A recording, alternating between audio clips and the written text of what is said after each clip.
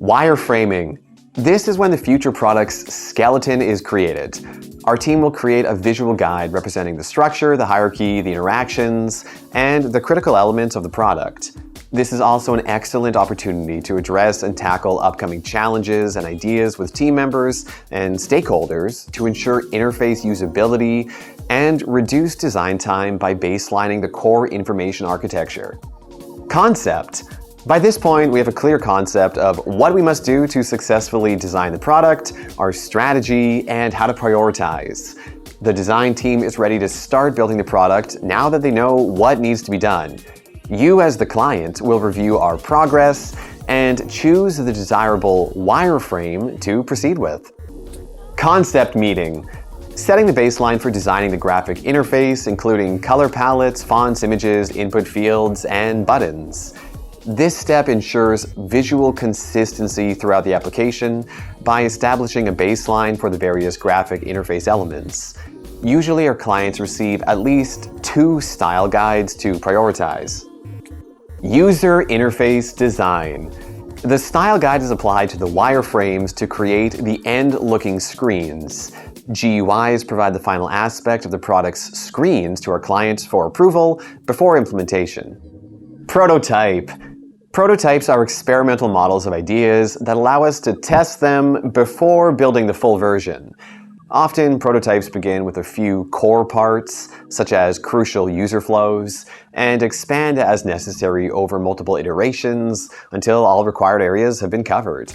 Prototyping facilitates feedback collection from stakeholders, potential users, and investors.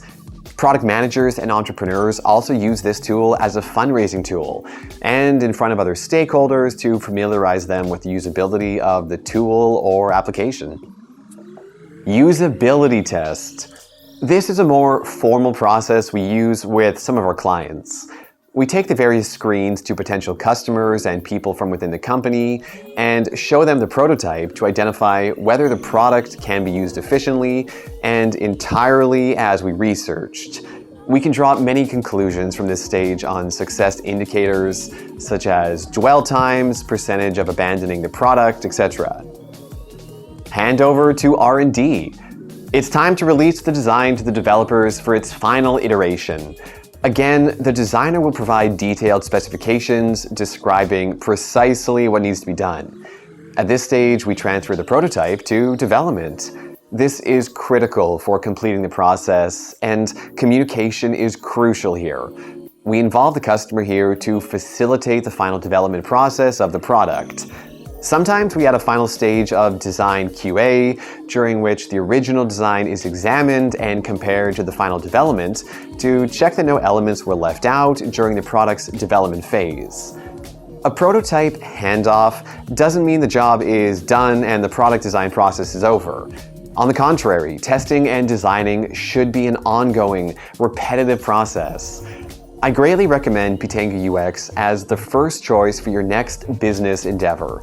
Our vast experience working with multiple industries, our outstanding team of professionals, and our uncompromising standards for product design and user experience optimization will bring you the desired success.